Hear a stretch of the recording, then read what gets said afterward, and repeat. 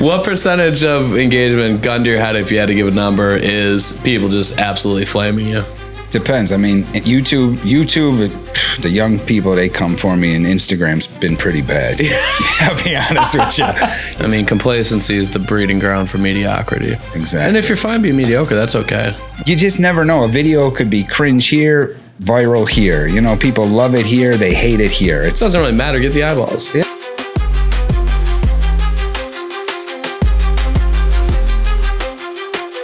All right, welcome back to another episode of the Mission Control Podcast. I'm your boy Mike Stearns with Ascend Digital Agency, and today we have a social superstar in the house, Brian Bartoe. What's up, brother? Hey now, how you doing? Good to be here. As my developer Zach would say, I'm swell. Swell. Yeah. All right, yeah. And it's always swell. There's no deviation from that. I'm like, are you ever anything but swell? He's like, I'm swell. Swell. I said, all right, I'll leave that shit alone then. Very broad, and it works, I say. It works. It's better than him telling me I'm shitty, because then I would yell at him about impacting the culture in a negative way, and we don't want that. There you go. Wake up on the right side of the bed every day and just... Glass is half full, you know, always optimistic. Yeah. These things are important. Absolutely. Yeah. So we got connected through a mutual acquaintance. Shout out manager John Cater. That's my guy. Me too, guy. He's like, you guys should talk. And I was like, all right, I'll send a link. So I sent the link. I got a message a few days later. It's like, I booked it. I don't know what the fuck we're doing, but I booked it. Yeah. I was like, John said to book, so I booked. Yeah. Not quite sure what we're going to do, but hey. And then here we are figuring it out together. Yeah. So you have commanded a large audience on Facebook, on Instagram, on TikTok, and that piqued my interest because most creators, they tend to have a dominant platform and then don't pay much attention to the other ones, or there's a very inconsequential following on the other ones. And obviously in the last few years, video's gotten bigger, and I tell all of you pretty much every week to do more video. Yeah. What inspired you to start doing video content? Well, my story goes back to COVID. Like everybody, we were stuck in our houses, bored. I had 3 daughters. One of them was off to school. I was going through a divorce, and I had the kids at the house. And I just seen my middle child dressing up as Joe Exotic. She had the leopard print, shirts on. She drew her face like whiskers and stuff. I was like, what the hell are you doing? She's like, Dad, leave me alone. I'm making TikToks. I'm like, okay, And then like the next day or two, my youngest daughter's over in the corner doing these dances. Like, what are you doing? Yeah, TikTok, leave me alone. So I was like, listen, let me download this thing, this app, TikTok, and started posting some videos about what I was going through, the divorce and the separation, and kind of getting back out in these streets dating, which is quite awful. And I think that just resonated. I started making videos, and they snowballed, and here we are, And the content's changed over the years, but that's what got me started. COVID, my daughter's turning me on to the app, and then just that content of the divorce and going through separation and stuff that really resonated with people. Yeah, that makes a lot of sense. Yeah. When you do you ever look back at your old content? Like I mentioned earlier, I was actually thinking of going all the way back, and because my content has changed so much over the years. It's like a life journey, but I've thought about going back and kind of touching base with those original videos and maybe redoing them or duplicating them to see, if it still resonates with people. What was the quality of the first couple of videos you posted? Terrible. So awful, right? Terrible, yeah. So I tell this to everybody all the time. I'm like, look, I don't care how extroverted you are, how good you are at talking and, at events or in front of people. It hits different once you hit record. Yeah. Shit gets real. Famously, I've mentioned this dozens of times, and I say famously in jest. My first video was in a basement with a tripod in my iPhone, no external mic, and I'm just shooting it. It was going to be like a 12-minute video. I shot this thing fucking 40 times. 40 times, yeah. I didn't understand the process of editing and how you can cut things out. I'm like, this has just got to be perfect through and through. And I'd get 7 minutes into it, and I'd fuck it up. And I finally got to the point. It's the worst, right? And I finally got to the point. I'm like, fuck it. Like this is what we're doing. Yeah. And it was bad. And the anticipation of it was probably worse than actually doing it, but doing it was pretty bad as well. But I mean, I'm stuttering, I'm sweating, and it's really hard to make me uncomfortable. I feel like you're talking to an audience of 1 million people, and it's just you making the video, but you get that And that's why I tell everybody consistently, because like we work with roofing contractors and I'm like, dude, tell your story on video. Get up. If you're doing a roof inspection, do a selfie video. Or if you don't have somebody that doesn't want it and they refuse to get on video, have them shoot a video of the roof and show people what you're looking for. Educate them, right? Get that out on YouTube Shorts, on Instagram Reels, Facebook Reels, long form content, whatever. And it's like, you're going to get better. And in the beginning, nobody's going to fucking see it anyways. Like, oh, God, true. Me, oh my, 6 people saw me make an ass of myself. Who gives a fuck, right? How long was it from the time you started shooting as that evolved until you felt a little more confident? I mean, I picked it up pretty quick. I think probably within the first 2-3 months. You know, I'm very detail oriented. So like you said, did 40 takes. I'll do 30, 40 takes until I think it's perfect. And I make sure every little detail, because I think, you know, I want to put out a quality product. Now, whether all those details and that monotonous is paying off, I'm not so sure. Yeah. But then, you know, a couple videos started catching traction, and then boom, I popped a viral video, and you get that addiction, you know, and then it makes you want to hone in even more and make everything perfect. So, yeah, that's dope. A lot of my creators, they're like, you know, I like constructive criticism, but sometimes it seems like you're nitpicking. I'm like, you know, that's probably is a problem. I do nitpick because I want every little detail like perfect, you know. Yeah. But I'm learning to readjust and kind of never stop growing. Yeah. Yeah. So you said something there that caught my attention, and I think this is really important to isolate. You said, I caught on pretty quickly. It only took me 2 or 3 months. In a world of immediate gratification, and this is fucking Bezos' fault, right? If I go to order something and it tells me it's gonna be there in 3 days, like I'm low-key pissed. And I probably won't order. I'll try to find it for next day delivery, right? That immediate gratification is so huge in everybody's mindset. It's the microwave mentality. So you're fine with delayed gratification because you said you caught on quick, but it took you 2 to 3 months, where most people take people that go for the gym, for instance, right? They go to the gym, New Year's, right? January 1, that shit is packed. They're bleeding gym passes, right? Every year, yeah. And then 3 weeks later, 30% of the people remain standing. And that's typically because you don't see the results quick enough to feel as if it's worthwhile to continue to do it. So kudos to you for keeping that perspective. And that's what I'm teaching a lot of my hosts that are in my network. They are, you know, a lot of people, they want that instant gratification. They think, oh, if I join this network, my number's going to go, I'm going to get famous. And I'm like, that's not how it works. I'm going to teach you all the steps and all the, you know, all the ways to increase your viewership in hopes of going viral, right? But there's no guarantee, you know? So I always try to put that baseline, like, listen, we're going to do as much as we can.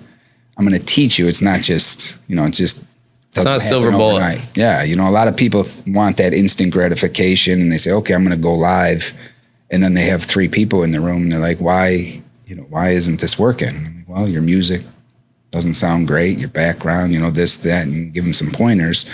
And the ones who can evolve and take the information, then they start to flourish, you know. But that instant gratification is kind of like a killer. Yeah, a lot of people quit. You know, they do a couple videos.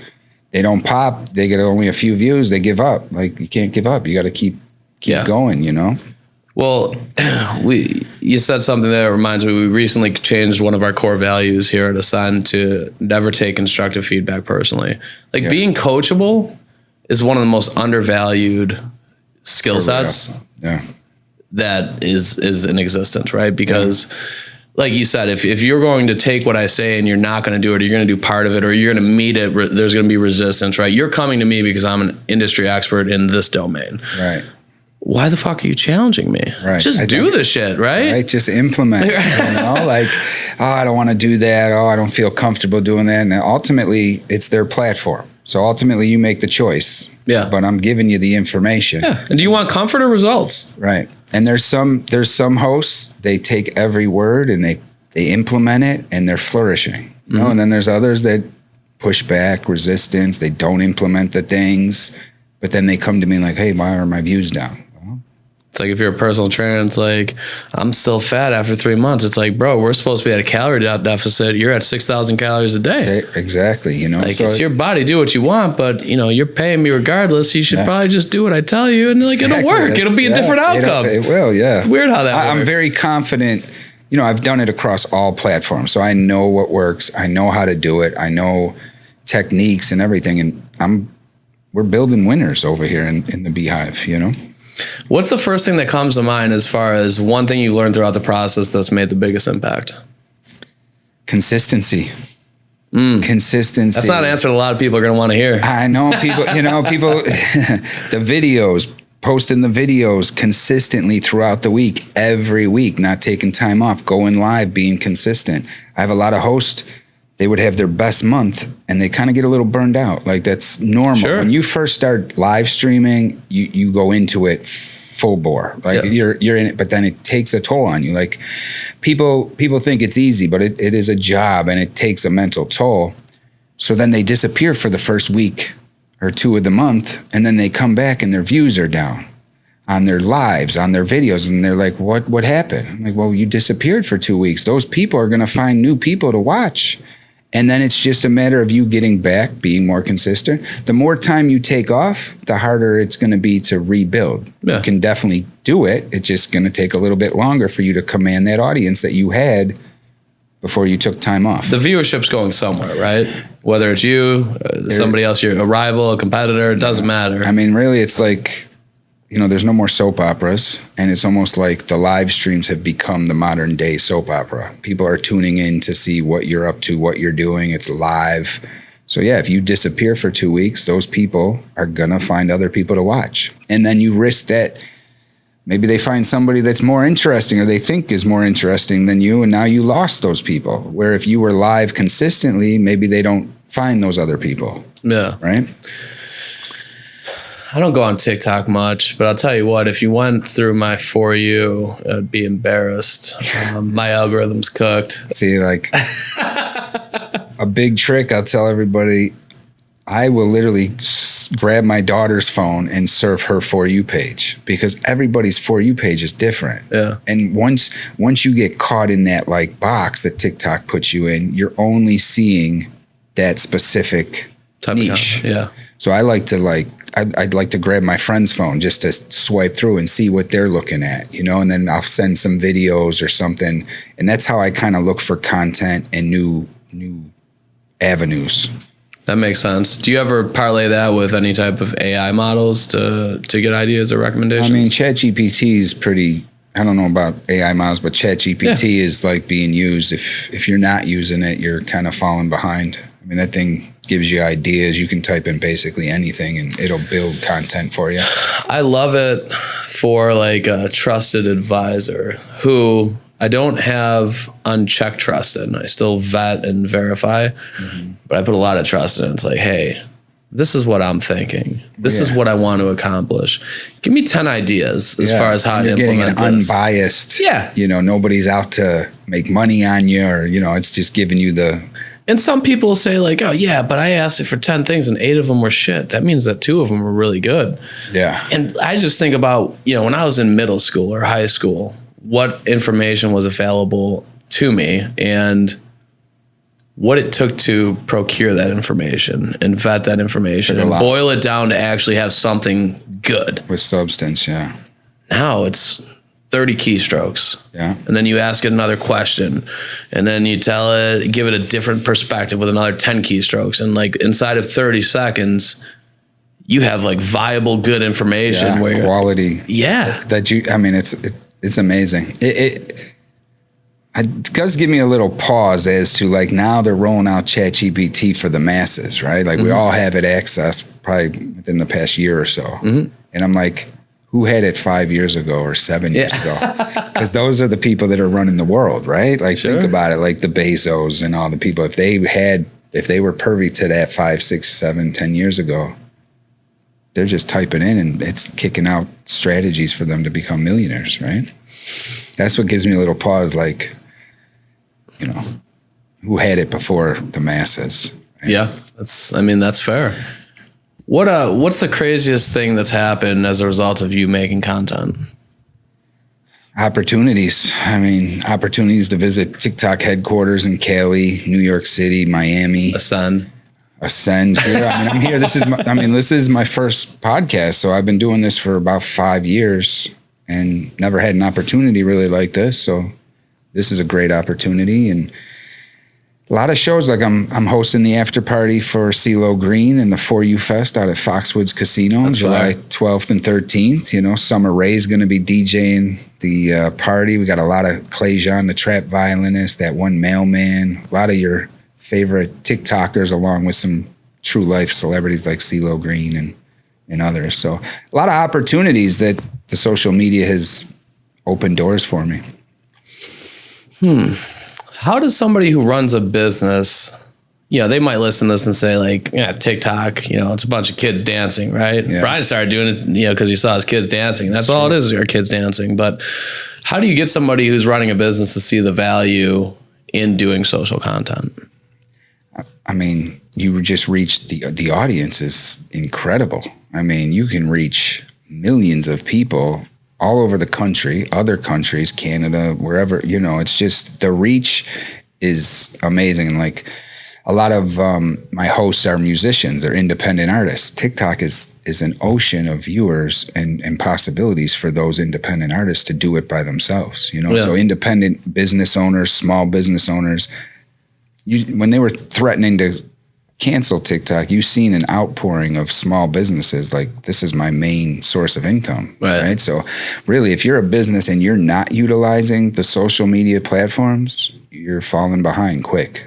Yeah, and most likely your competitors are. And you're going to be behind the 8 ball and always looking to catch up because they're always ahead of you. Well, and it's one of those things, a lot of business owners, like they focus on how much money they're making, how many customers they're acquiring. And far too often brand and like brand identity, brand equity are so far out of sight, out of mind. Right. But it makes everything easier at the top. Like, so you'll acquire more customers. Your sales percentages will go up the stronger your brand is. If you have a personal brand and you're selling something, maybe you start selling merch or you start doing coaching, your sales will be much easier. You'll have a more voluminous amount of people reaching out and you'll close them at a higher rate because people, they know you, they like you, they trust you, they view you as an industry authority because they have exposure to everything that you've done. Yeah, it's that the brand you make and the platform you make and how far you can reach with that, right? And for businesses, it's the same thing. If I'm a roofing contractor or an HVAC contractor or a plumber, first of all, I think there has to be a balance in your content. It shouldn't be, if you're doing home services, it shouldn't be all like, this is how to unclog your toilet. It should be some of that. You should give people, especially if you know little hacks to diagnose things that go wrong in people's houses.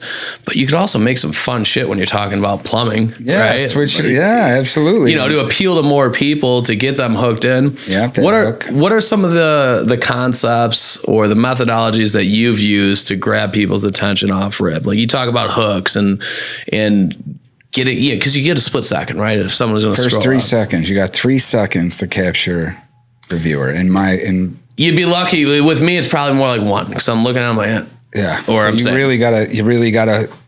I always say any video, you got to make that commotion in the first 3 seconds. Something walking through a door. People that just sit in front of the camera. Boom, you're scrolling, right? Yeah. You come running up to the camera. You jump into frame. You come through a door.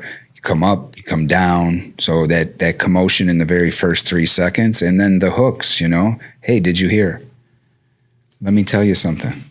Those key phrases to get them to not scroll within that first 3 seconds. If you can get them past that, they tend to stay and watch the whole video. Yeah. And like what you were saying with the industry, I think a lot of companies and businesses and even hosts, they get comfortable. Like maybe they're making the money, everything's going good, and they fail to ask. And John will tell you what's next, right? Like, are you comfortable and you're just going to sit there and stay where you are? Or are you going to ask yourself, what's next? What can I do next? What can I do to get more videos? What can I do to make more money, more business, right? Right. So I think a lot of people get complacent because they're kind of happy where they're at. A lot of hosts, a lot of, if they're making $1,000 a week, they're happy. Yeah. Who cares? So they don't even attempt to make merch or push themselves to do better because they're kind of just in that sweet spot that they like. And that's detrimental. I'm always thinking, what's next? What can I do next? How can I improve? I mean, complacency is the breeding ground for mediocrity. Exactly. And if you're fine being mediocre, that's okay. A lot of that out there. It's not for me. I'll tell you that. Yeah. I want to be better every day. Every day, baby. What's one thing that you wish you would have done differently sooner? This is easy. One thing I would have done sooner is reached out and leaned on more people. And so when I first started, there were a lot of big TikTokers on my For You page. And I would shoot them a message. Hey, I'm just getting started. Anything you can help me with? Not one person replied. Yeah. So then going forward in my career, I'm like, okay, it's not going to be me. Somebody asked me a question. I'll try to help you. And I did that for a couple of years. And now that I own my own creator network, I get to do it professionally. So, so that helps. It's really interesting. I had a guest on last week, Ethan Andes with Andes Roofing. And he talked about how impactful like leaders in the space were on his journey when he started his company and paying down the dummy tax, right? Like we all are ignorant to something. Yeah. Really ignorant to a lot of things, right? If we're lucky, we know a lot about a little, maybe a little bit about a lot, but we don't know everything. And there's so much more, and there'll always be so much more that you don't know than you do. So him reaching out to people, going to events and learning from people that have been in the craft for 5 years, 10 years, have gone where he wants to go and are willing to give him time. So I asked him about his process for people that reach out to him now. And he explained, I love how he goes about it, right? Because time's the one asset that we have that we can't get more of, right? You can hire more employees, you can make more money, change processes. You waste your time, you can't get any of it back. So his boundaries to protect his time are, I give people, when they reach out, I give them a piece of information, and then I check back to see if they did it. And if they do it, I'll give them more information. Yeah. And he pieces them along, not to be a dick about it, but just to make sure. There's so many, like, I want to help everybody. I realized that about myself at a young age. I've spent probably years of my life pouring into people that are just never going to fucking change. Never going to do it. They're not going to do it. No matter how you try to shift the perspective, no matter how you incentivize them, if you use the stick or you dangle the carrot, it doesn't matter. They're just not gonna do it. They're where they're at, and that's where they're going to be. And like, you have to accept that. So just based off what you had said, I thought that was a worthwhile discussion. The hell was I going to say? So I'm a wealth of knowledge, and I bring on some creators, and I have so much, you can't overload them. So you give them a little bit, and you see if they can implement it, and the ones that do, I tell them, just dial me up. What's next? Keep giving me, once you perfect it and you get into the habit of doing this, this, and this, come back, we'll give you some more stuff, and we just slowly build, and I meet a lot of creators. They're like, I want to do it organically, and I want to do it by myself. And I'm like, that's good. Like you may get there. It may take you 2 years, but you'll get there. But if you lean on people who know what they're doing, it's still organic. You're shortening that success time. Yeah. And that's what I can offer, right? You can do it by yourself, and that's what I wish I had when I started. Like if one of those bigger creators kind of responded to me and said, hey, try this, do this, my journey might have not took 4 years to get to where I am now. Maybe it shortens and I get it done in 2 years, but I had no help. So that's what I tell people now. Let me help you. Lean on me, because I'm a good resource. I know what I'm doing. So lean on me. And like John says, if I don't know what I'm doing, I hire people that are better than me. Right. So that's what I tell people. Like, you could be great. Maybe you're going to get there, but you're brand new. You don't know how this works or the approach here. So lean on people who are better than you to get you where you want to be.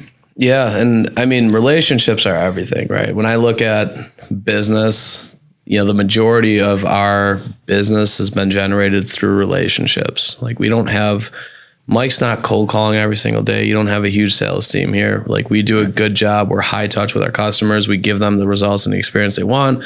Then they start talking about us, right? And then more people reach out. And that's because of relationship. And like, I have the same type of ecosystem of people within the digital marketing space, because much like what you were talking about, like what's next, if you don't stay, especially with how rapidly everything's evolving with Google and with AI, everything's so fast. Like, if we don't stay up on these things, we'll become obsolete. Yeah. And I don't want that. Me neither. It's all about staying relevant. And if you can't continuously change and adapt, you're gonna slowly become irrelevant. Right. And so the time that I would potentially spend on like outbounding sales or trying to acquire new customers, like if I spend that time in building relationships, finding information through people that have done things that I'm trying to do, like it's such a better return on investment. The referrals are great. When somebody says, Mike, I have a lot of hosts that I've changed their platform almost overnight, within like literally overnight. And then they see it and then they tell people like, oh my God, like, I'm so happy I joined the Beehive, and I've been working with Brian hand in hand, and thank God. Yeah. Right. Like, boom, that brings on other clients. Right. Because there's testimony, there's facts and testimony and proof. Like, here we went from here to here. Look at, in 2 months, look at how she's shining, How many people are within your community?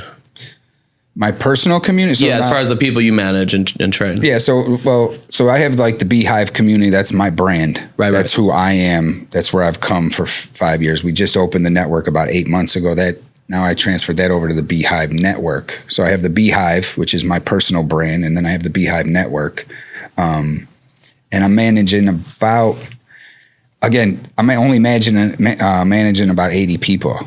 So that sets me apart from these other networks who are just massive, and you're like a needle in a haystack. Right. So that's another, selling point. And what I tell people is, right now, if you get in, like we're kind of just starting up, and I'm working with people individually, one-on-one. They can call me any time of the day.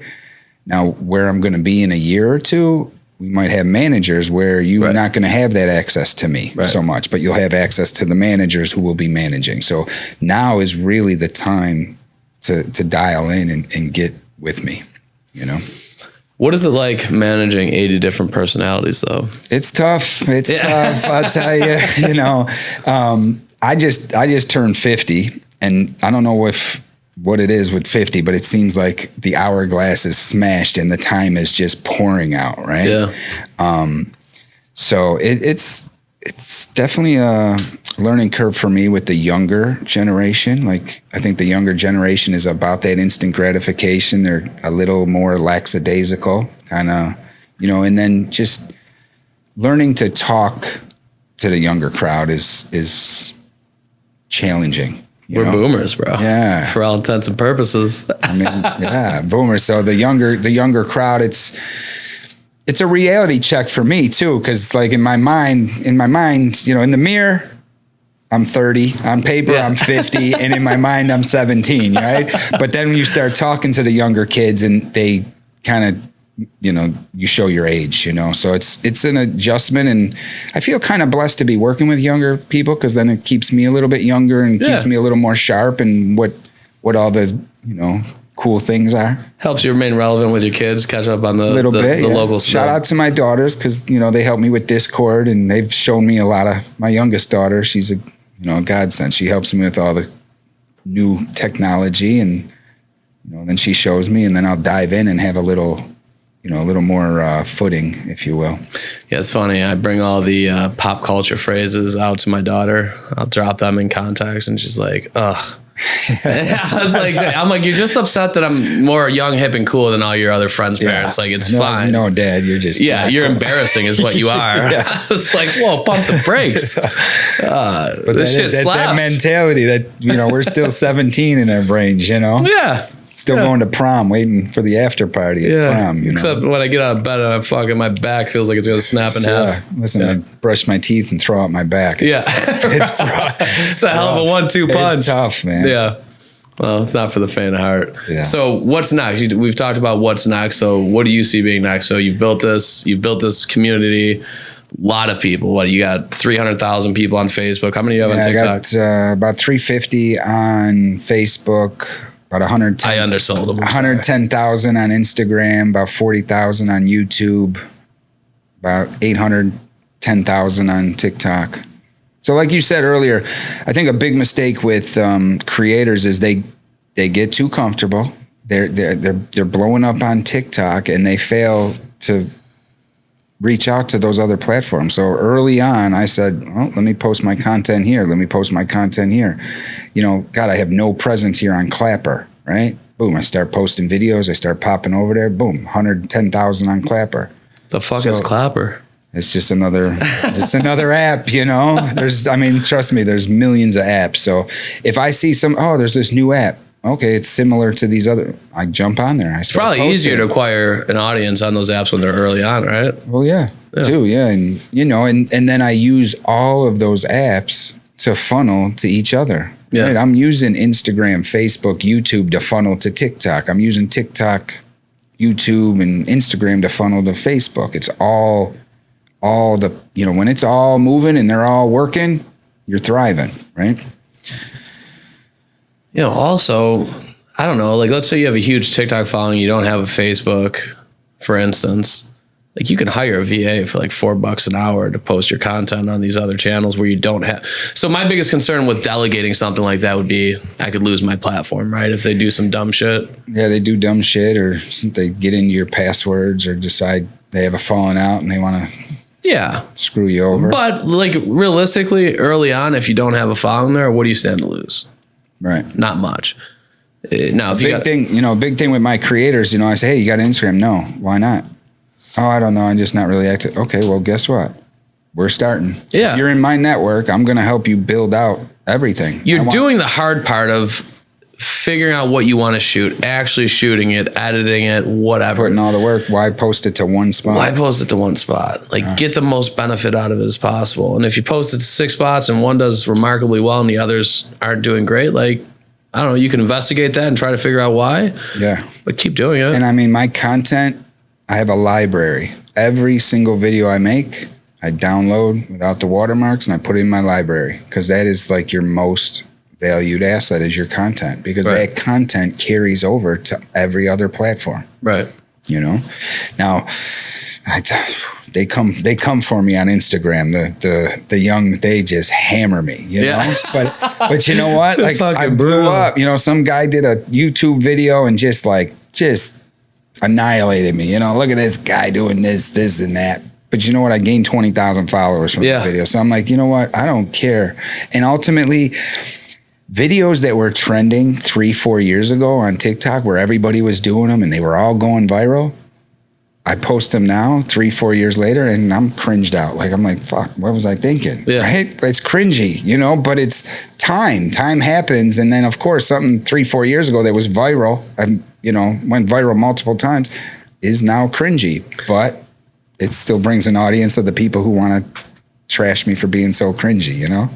And I'm here for it. I don't care. It shit doesn't matter to me. What percentage of engagement, gun to your head, if you had to give a number, is people just absolutely flaming you? Depends. I mean, YouTube, the young people, they come for me, and Instagram's been pretty bad.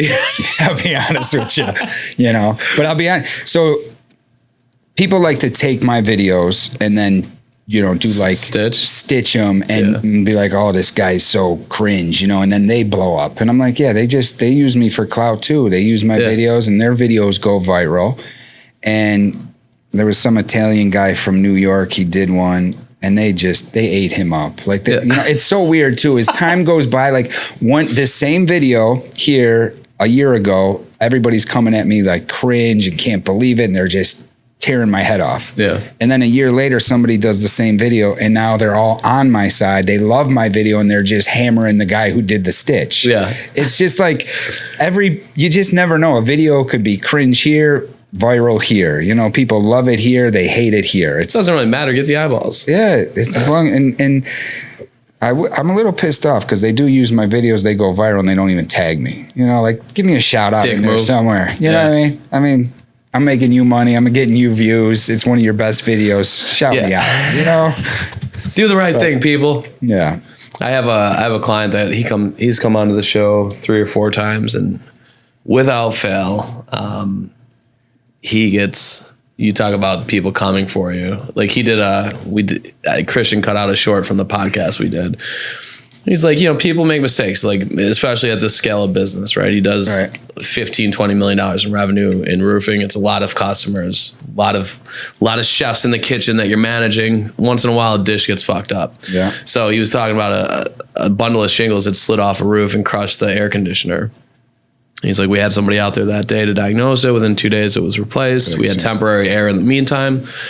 Just, trying to explain to the audience that even though I've been very successful, shit does happen, and how you handle it is how people will view your company. That's what'll take it from going to a 1-star experience, getting a 5-star review from a shitty situation.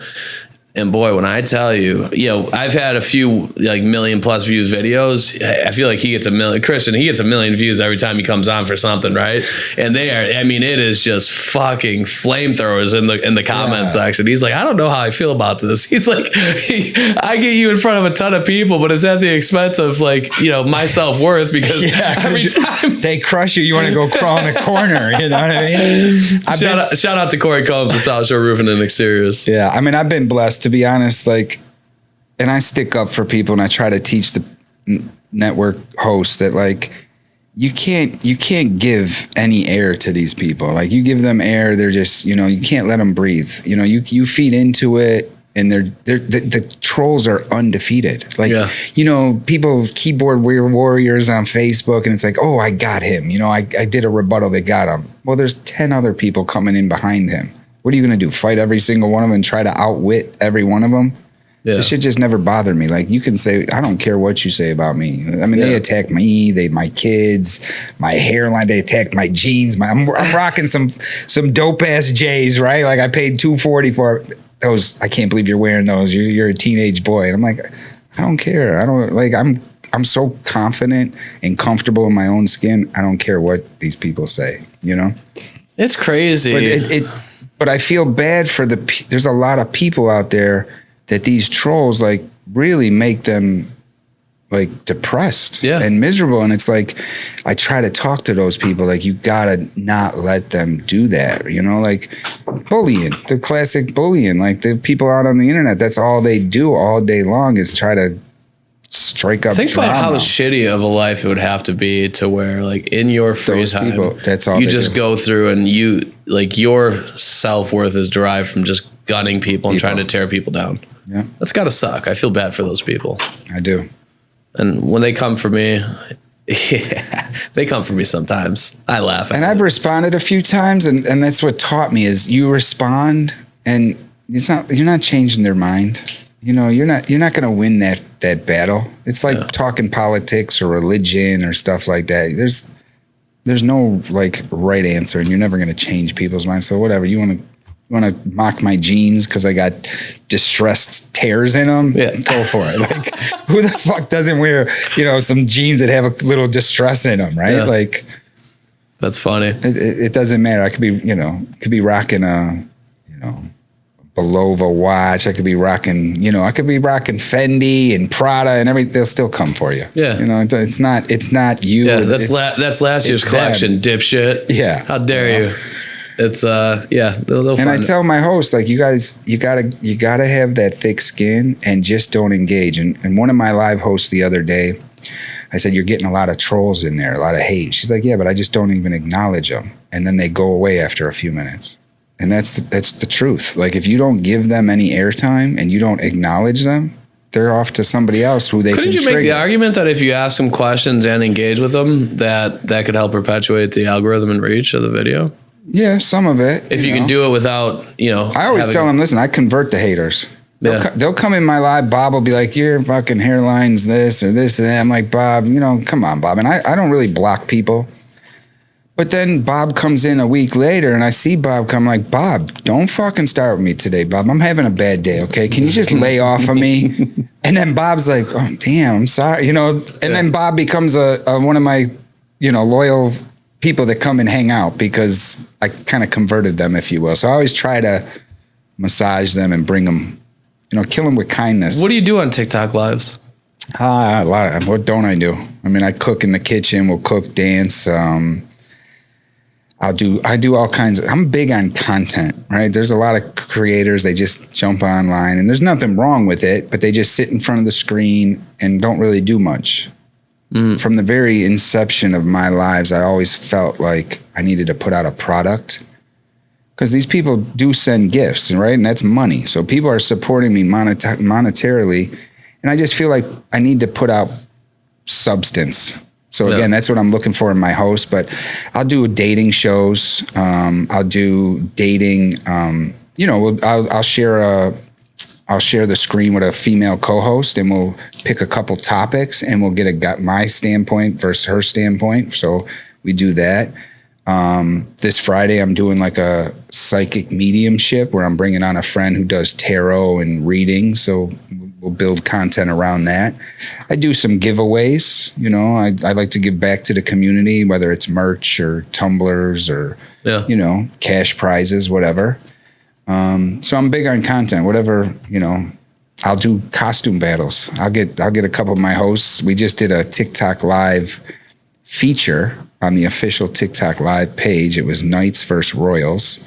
We all dressed up as kings and queens and we were featured. We were featured on the official page. If you guys go check it out, TikTok live_US, the highlight videos there. If you want to drop some comments or share it out. So I'm always trying to build content around everything, and a lot of my hosts, they're like, I don't know what to do. I don't know what to talk about. I'm like, ChatGPT will give you as many ideas as you want, right. And I've done it so much that I'm like, okay, well, let's try this. What would you do? So go live and ask your audience, would you rather do this or this? Maybe you do trivia from the decade you were born, or I'm always thinking about content because that's what people are going to tune in for. Are there people successful? They sit in front of the screen, they yell at the screen, send gifts, they do battles all day long, nonstop, and it works. It's just not something for me. I want to put out quality content, not just for myself, but my network hosts, So I think longevity, that's going to stand up the test of time when you have, again, people will tune in for that relationship show, specifically for that relationship show. They may not come to my kitchen and cook with me or something, but they'll tune in for that. So I'd like to put out something for everybody, Cast a wide net. Cast a wide net and give everybody a little, I tell everybody, hey, they'll come in when I'm doing a battle. Oh, I don't like these battles. Okay, well, join me on Tuesday for the relationship show, or join me Friday for the spiritual mediumship. There's always something for somebody, I like that. That's smart. And everybody's not going to like everything, but I like to, like you said, cast. You can't be everything to everyone. That's it. But you're doing a good job trying. Got to keep trying. Got to keep trying. Well, progress. And I've failed. I've done some. I've done some content that was just flopped, horrendous. But you know what? That's all of our content. On to the next thing, right? Yeah, we just keep going back to the drawing board. Yeah. Hope it gets better. Cross our fingers. And that's the thing too. Like, oh, my video's doing shitty. Oh man, I'm not getting no views. Well, keep posting, because eventually, like back in the day, I would make 10 videos and expect one to go viral because they were. Like, I probably have, 60 to 100 over 1 million view videos. And I was so spoiled.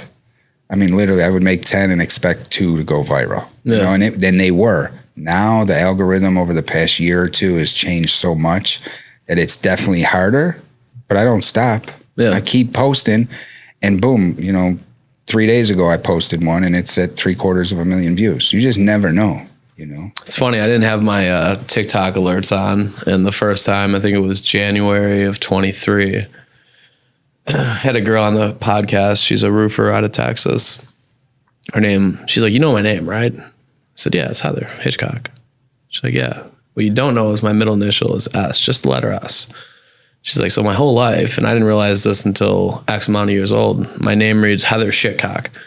Oh. And, so my editor calls me. I'm in Dallas at an event, and she's like, "Do you see the TikTok?" I was like, "No."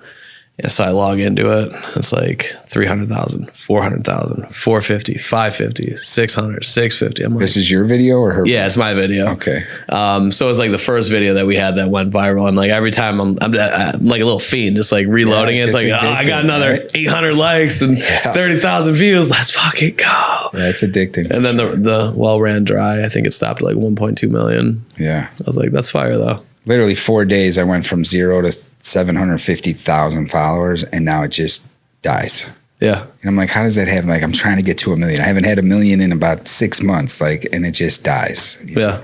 So then I go in there, I respond to some comments, I share it out. Do you ever do like video responses to the comments? Not often, sometimes. Just do that for the trolls. Yeah, and then I go down that road. Yeah, that's it. It's a slippery slope. Yeah. Yeah. Again, giving them, they would love that, right? Like, Yeah. I'm shouting out this troll here with their name on the screen. Like, nah, I ain't doing it. I ain't giving you that publicity. Get out of here. That's fucking great. So if people want to become part of the Beehive, where do they follow you? Follow me. BrianBeto.com is my website. It has all my links there. Brian Beto on TikTok. Brian_Beto, and pretty much the same. I try to keep the name the same across all profiles. Yeah. Plus, I tell everyone, make your brand clear, concise, and consistent. Yeah. I mean, I got these hosts, they're switching their name every other week. I'm like, what are you doing? No one's going to know you. What? Yeah. Like you just get a following. They know who you are. And now you switch your profile and your name. You're like a brand new person, right? And wild shit. Or from platform to platform, they have different names. What are you doing? Like, it's hard for us to find you. Keep it stupid simple. Yeah. Keep it simple, stupid. Yeah. And as far as the network, like, I'm working with hosts, it's totally free for the host. They keep all their money. They keep 100% of everything. TikTok, I work directly with TikTok. If I can find hosts, make them be successful, TikTok compensates us on the back end, which then I've been just putting right back into the business to support the host if they need equipment, So it's free to join. There's links in my bio and my link trees, or reach out and I can set you up. I like to have a conversation. There's a lot of networks out here.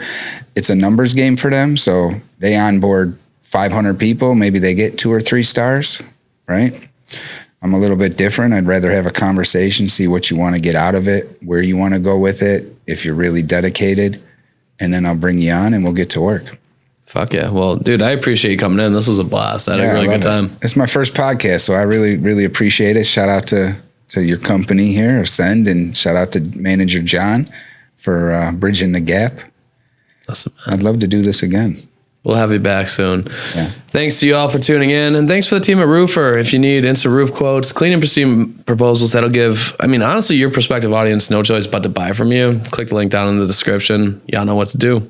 And we gone. Yeah. All right. 5, 4, 3, 2, 1, 0.